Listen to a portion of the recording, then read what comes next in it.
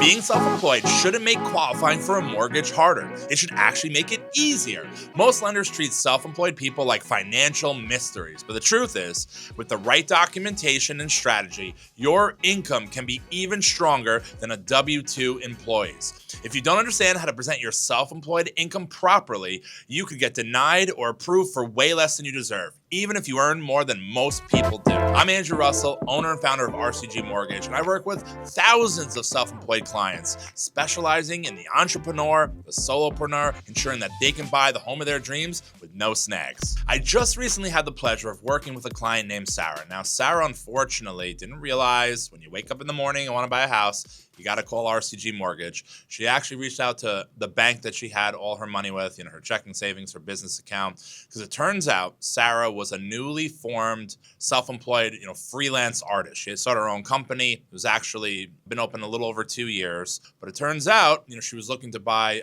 a property, put down 20%. Her qualifications on paper looked flawless, immaculate, except if you looked at the last 2 years of her tax returns, the most recent year, even after all her expenses, she killed it. But the year before, when she just opened her company, there were so many expenses. There was, a big burden of rent, paying multiple months of security deposits and all sorts of stuff, new entrepreneurs run into, hiring, payroll. There's a lot of stuff year one that was a little bit more elevated than year two. So she walked into her local bank. In her head, she felt last year was a true depiction of how much she made, let alone she just thinks in revenue, not in profit, which is a whole nother thing. But outside of that, last year she killed it. From a tax return perspective, the year before really was just a break even because of all the expenses. What did the big bank do? Typically, they averaged it 2 years. So when they looked at the most recent year, which was super high, when they averaged the year before into it, it actually cut her income in net effect half of what she thought. So that's obviously no bueno. That wasn't going to work. She's like, maybe it's just the bank that I bank with. She walked into another bank. Instead of ABC, she went into XYZ. Unfortunately, they all pretty much follow the same rules, these larger banks, these big institutions, and they did another 2-year average, and she felt that she wasn't going to be able to qualify to purchase a house just in general. So luckily, her real estate agent actually referred them over to us, and we took a quick once-over of her returns, because again, we deploy 1, 2, 3, sometimes even 4 strategy now, because of 1099 employees. We look at first-year tax returns, then we see if you're a 1099 employee, which is option number 2. Then we look at your bank statements, option number 3. Option number 4 is a P&L statement, which doesn't require any tax returns. But of course, we shoot for the tax return program first. Why? Because it has the best interest rate, simply the most favorable terms. So when I looked at it, I realized that her business, it opened 2.5 years ago. Now, there is this guideline where you can use a 1-year average, but the business has to be open for 5 years. Now, her actual business, the corporation, wasn't open for 5 years, but we actually have worked with lending partners where, as long as she was in the same line of work, specifically where she was a Schedule C, and then she opened a corporation, so the way she was taxed changed, but what she did for a living stayed the same. So again, a freelance artist, she was always a Schedule C, solopreneur, and that went all the way up to her account and said, look, you're going to make a run at this business. Let's open up an S Corp. So on paper, it looked like the business wasn't open for over 5 years, but it actually was. With a nice, handy-dandy, fancy CPA letter, we were able to explain out to the underwriting team that her business, what she did for a living, is the exact same over 5 years, just changed the way it was taxed. And what's the big deal? Sounds like a lot of work, right? That gave us the opportunity to do a 1-year average instead of 2 years. So with the huge net profit she showed the previous year versus the year before that, when she on paper opened up the corporation and showed, pretty much a break even, we were able to open up her purchasing opportunities, pre-approve her, and give her the chance to buy the exact house that she was looking for, all because we got a little bit of creative. But we didn't do anything wrong. We just know what the guidelines are, and we know what certain lenders are okay with. And that's the benefit of the broker, is that by being able to have access to all the lenders in this instance, we were able to get her qualified for something where the typical lender would just say no. But of course, I hear you saying now, Andrew, we all know it. You're making it seem so easy. You're not one of those, financial gurus on social media, right? Just saying it's always so easy in your guys' opinion, right? No, so it actually is. Being able to work with self-employed clients is like being able to do the salsa dance. it's a dance, right? But you have to be very good at that specific type of dance. It's not like the two-step, right? You're at a wedding, they play shout, you jump around. It's a little bit more specific. But the fact of the matter is, if you keep it simple, there are a lot of strategies if you're self-employed to make it easy to buy a house. And of course, hey, Andrew, they always get higher rates, these self-employed clients, right? It's predatory lending. It has to come from somewhere, right? No. So in the case of Sarah, she actually got a market rate, the exact market rate that's going for a 30-year fixed conventional mortgage. We just knew how to, present the application in a way that gave us the 1-year average versus a 2, and then she got a market rate. So again, it just goes back to you have to know how to work with the specific loan product, and the rate doesn't have to be higher. Of course, if you do a bank statement program, pension profit loss program, it gets a little bit higher, but self-employed clients, it's not like they're this stigma, this horrible stigma of a client. It's just there's more, intensive ways on how to qualify them. You just have to be very good at it. Or, of course, Andrew, unless you got W-2s and pay stubs, you're just not qualifying these days. No. Self-employed clients sometimes give themselves pay stubs and W-2s, but again, in this market, in 2025 going forward, it is so simple to qualify if you're self-employed. If you meet certain parameters, you just have to work with a company that specializes in it. All right, so what I'm going to do now is I'm going to pretend like I'm you, in your shoes. I'm self-employed. I'm a new business owner or a business owner that's been around for several years or even decades. My income shows a loss on my tax returns. I have tons of revenue coming in. My income's seasonal. I crush it for 3-4 months of the year, but not all the months. Whatever the scenario is, I'm going to talk through how mortgage professionals, how the underwriting teams at lenders, how they look at your income. And I always deploy the 1, 2, 3 strategy. Now it's a 1, 2, 3, 4. Now with the huge product advancements for 1099s. So now we look at the 1, 2, 3, 4 strategy. I'm going to break down each section and what it means. So if you don't have a mortgage license like I do, it'll be super easy to understand and snackable little sections. So let's dive into it right now. Before we do, make sure you go in my description, click the link, get the self-employed income cheat sheet. You need it, guys. I'm going to make this real simple. Keep it simple, not stupid. Strategy, of course, but it's so much easier with the cheat sheet. Make sure you go in the description, click the link, and get it right now. It's free. All right, so ideally, the first of the 1, 2, 3, 4 is, of course, your tax returns. You get the best interest rates if you do a conventional mortgage or maybe an FHA or VA if you're looking for a little down. But how do they look at income? It's certainly each of these 4 options we're going to go over. It changes option to option. Now, the first one is, again, your tax returns. Now, typically, they want to see your business has been open for 2 or more years. So say it's July of 2025, for argument's sake, they're going to see it was open June, July of 2023.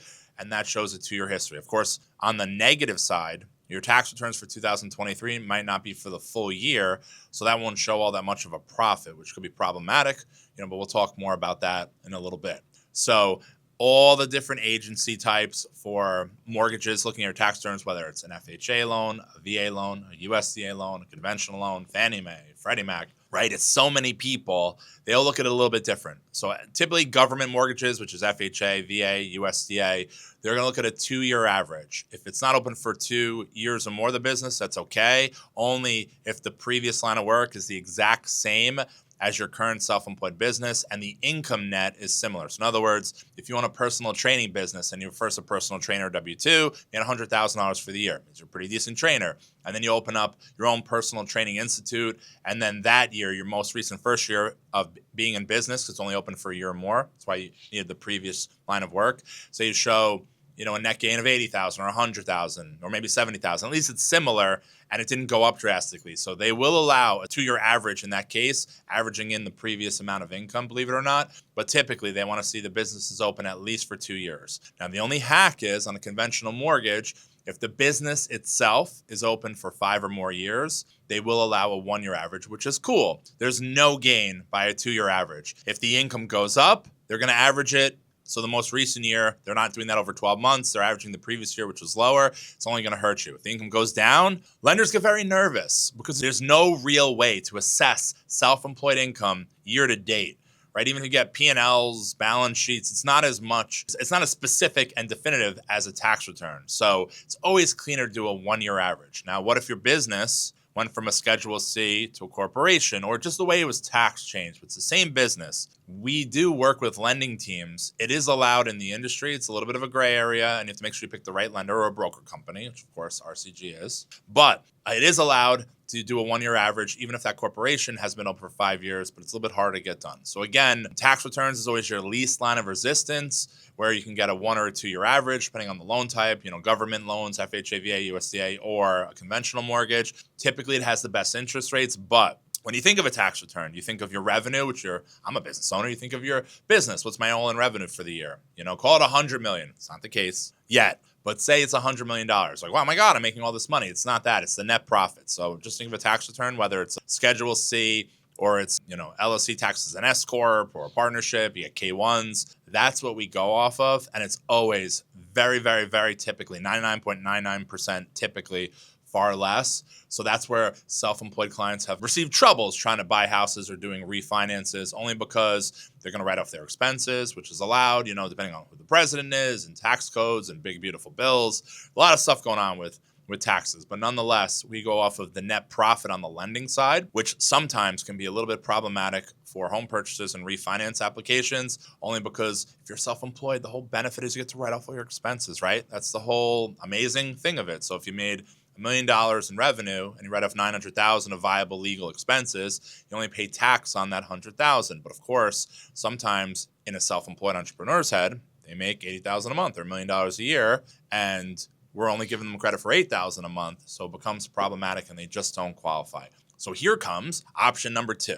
Option number 2 is, are you a 1099 contractor? Now, this is very popular. Real estate agents, sometimes in business, consultants, they get a 1099, but they don't realize, even though they're getting pay stubs, that we don't just go off of your pay stubs, that we actually go off of them being self-employed. So if you get pay stubs and a 1099, that means just like you're a self-employed cash employee. That's all it means. So we're going to go off your tax returns. Now, if your tax returns is Schedule C or a corporation or whatever it is, still writes off all the expenses. I work with real estate agents all the time on their own personal mortgages, and they made $250,000, on their 1099. So they think, I make $20,000 a month. What's the problem? Their accountant writes off $200,000, whether they do co-marketing with Zillow or open houses, whatever. There's definitely expenses if you're a real estate agent. Say they show the IRS $50,000. That's what we use to qualify them. And they're always so insulted. I don't make $50,000. But guess what? Your accountant told the IRS that you make $50,000. So that's exactly what they're going to go off of. So here comes, like I said, part 2, the second option, the 1099 program. We can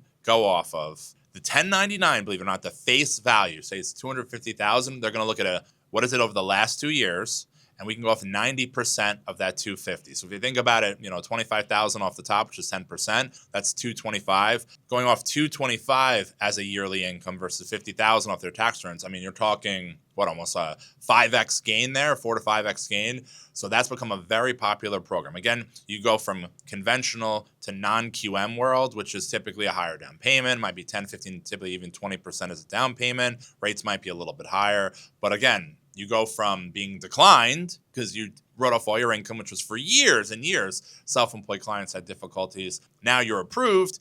And is it worth it to you for an eighth or a quarter higher in rate? I would speculate the answer is yes, especially with you would have to show the IRS so much more in net income, write off less expenses, pay them a huge bill. Maybe you pay a point, right? A discount point. Say your loan amount's $500,000. So that extra $5,000 that buys down that rate to get the same rate you would have got on conventional. Better to maybe pay that $5,000 than pay the IRS $50,000 where you couldn't write off expenses that you're legally able to. Just something to think about. But that's the second option. Now, the third option, if you're not 1099, of course, not everybody is when you're self-employed, is the bank statement program. Bank statement program simply looks at bank statements and it looks at the revenue coming in. There's a couple caveats. Sounds easy. It is easy, but it's not 100% guaranteed. Specifically, they're going to check for NSFs. Basically, does your account ever go in the negative? That's a huge no-no. You can have $100,000 in monthly deposits coming in. And we'll talk about calculations in a second, how they qualify you. But if it always goes in the red, that's a big no bueno. It's just something to look out for. And of course, off the like a 12-month bank statement program, is it consistent? Do you make 60,000 one month in deposits, 40 the next, 70 the next, 50 the next, somewhere within line? Or is it 80,000, then nothing, 90,000, then nothing, then nothing, then 30,000, then nothing, then nothing? That may become problematic and you could probably get declined for the mortgage because it shows inconsistent revenue. So what they do is they look at how much is coming in revenue. So that comes in obviously month over month. You look at the last 12 months. Think of it like you just write out, January, February, March, April, all the 12 months. Say that's, ironically the last 12 months, January, December. What are the net deposits that are actual revenue, not transfers in, not, things that are not revenue related. And as long as they're all somewhat in line and there's no huge increase or decrease, it's all, within 20, 30% variance month over month. They add it all together, and that's per year. Now they see, hey, say it's for argument's sake, $20,000 a month. It's $240,000 for the year. What percent of that business do you own? So if you own 100% of the business, use 100% of it, right? Before they have an expense ratio, which we'll talk about in a second. Now, if you're 50% owner of the business, you get half of that. Half of that would be $120 for the year. Now, from there in the bank statement program, there's a couple options of what that amount of revenue, how much we can say is your income. First option is with no extra documentation, 50%. So say again, just follow me, you make $240,000 for the year in revenue. Right away, you get credit for $120,000 of it as income with no additional documentation. So that's, $10,000 a month. Now remember, imagine, just to put this in a bigger perspective, you work with a $1 million a year revenue business, about $80,000 a month. Say that $1 million, you take a $60,000 W-2 salary and you have a small K-1 of another, 20, 30, 40,000. So if you went option number one, which is, we'll talk about option number two, a 1099 program. Option number one, a tax return program. If you have a $60,000 W-2 and say an extra, $3,000, $4,000 a month K-1, take that times by 12, that's what your K-1 would have been for the year. It's still only going to be about $8,000 a month of usable income. But if you think about it, off the revenue on a bank statement program, if it's $80,000 a month in revenue, almost $1 million a year in revenue, that $80,000 a month, if you own 100% of the business, half of that is $40,000. So you go from $8,000 a month of income to $40,000 a month of income. So that just shows you the benefit. If you work in a high revenue business, the bank statement program, it typically qualifies clients for way more than they're looking for, only because it's going off the revenue. And if half of that monthly revenue is enough to do the trick, you qualify. Now, if you're a solopreneur, say making that, $20,000 a month or $240,000, and you don't want half taken off right away, we can work with your CPA. There's something called an expense factor. If they say, hey, listen, this business runs at a 20% expense factor. There are some businesses that really don't have much in expenses. That is something that we can do. You can get a letter from your accountant that says this business has a 20% expense factor. So we could use 80% of that revenue coming instead of just half. Of course, you really need it to be a 20% expense factor. So you don't want to ask for letters that aren't factual, but that is an option that you can do on the bank statement program that helps a lot. But as we said, although it sounds great, and that's an amazing option, doing a bank statement program where we go off 12 months, we look at the revenue, and there's all different ways that we can figure out what you qualify for based on that. It doesn't work all the time. Now, why doesn't it work all the time? Because, again, what if something is seasonal? Now, I just had, someone that I work with, and she has 2 little children, and they're going to go and take pictures with Santa. I mean, it's July right now, so it's kind of crazy to book out taking pictures with Santa, but there is a spot that has grown over the last decade. I mean, my kids did the same pictures, right? They're super popular. You've probably seen them on social media. They went from pictures with Santa, the studio, they bought a house and they have like these photographers. It's really cool. Pictures with Santa turned into pictures with the Easter Bunny, which turned into Valentine's Day pictures, which turned into Mother's Day and Father's Day pictures. And they're always booked out. But here's the thing. That's only 4 or 5 things a year. So about 6 months of the year, this business gets a ton of revenue, like a ridiculous amount of revenue. But they came to a bank statement program because the other 6 months, they're closed. They aren't performing services. There's no revenue coming into the business. So then that turns into the P&L program. So a P&L program, profit and loss, is we'll look at the last 12 months of the business of all the revenue coming in. But we don't look at it month over month. It's over a 12-month run, and we don't see what happened each month in the bank account. So that's the 4th option. Option number 4, again, we had tax returns on the conventional side. We had a 1099 program if that's what you make, 1099, but you're still self-employed. We had bank statements, but if none of those work, we do have that P&L 4th option, which is still awesome. We're going to go off of a profit and loss program. We're going to look at the all-in revenue for the year. The accountant's going to list what the expenses are, and depending on the time of the year, they may not be all that much. Whatever that net profit is over 12 months, we take that divided by 12, and that's your monthly income. Again, there are no catches with it. Rate's a little bit higher on the P&L program than a bank statement program. So say the market rate's 6.5 on a 30-year fix for a conventional loan. The 1099 program might be 6.6. bank statement program might be 6.75. Maybe the P&L program 6.875. But as the months go on, as I do more and more of these amazing YouTube videos, pricing is getting very similar or more comparable on these non-QM, non-qualified mortgage, 1099, bank statement program, P&L programs versus a conventional loan. They're becoming closer, almost identical, because it turns out if you're self-employed and you put 20% into a purchase, the likelihood of you paying that mortgage on time is very high because people don't like, having all that equity and not paying their loans on time. Credit score requirements for these programs. We're talking about income. A credit score is a little bit higher than a conventional mortgage. So with better credit, they oftentimes ask for more in reserves, which is money left over in the bank for a rainy day. So with money left over, great credit, and a high revenue business with a higher down payment, turns out the loans are paying very well. But on the P&L side, it's always the best option when the income seems a little bit more volatile. But again, the point of that all was there is no catch.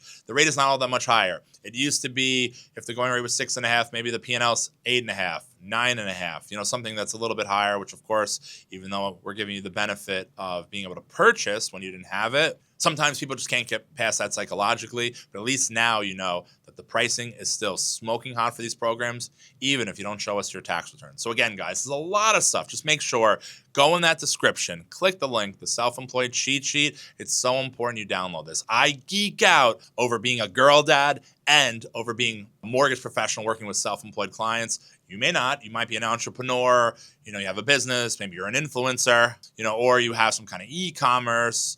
Maybe you're in finance, but nothing to do with mortgage, and it gets super confusing and convoluted. Make sure you download that free cheat sheet. It's the best thing for you, and I made it just for you for free. So if you found this video helpful, our next video is how you calculate self-employed income for a mortgage. Make sure, guys, it's even more important than this video. Make sure you click the link. I'm going to show you if you're a Schedule C, if you're an S Corp, if you're a LLC taxes and S Corp, if you're a partnership, if you're all these different types of self-employed, corporation or income modes, how lending teams look at your income, look at your tax returns, your bank statements, your P&L. Specifically, I'm going to show you how they calculate it, which I know all sorts of generations love, so you can kind of do it yourself, right? But I'm going to show you exactly how they calculate it on all the different loan types. So make sure you click here, make sure you check it out.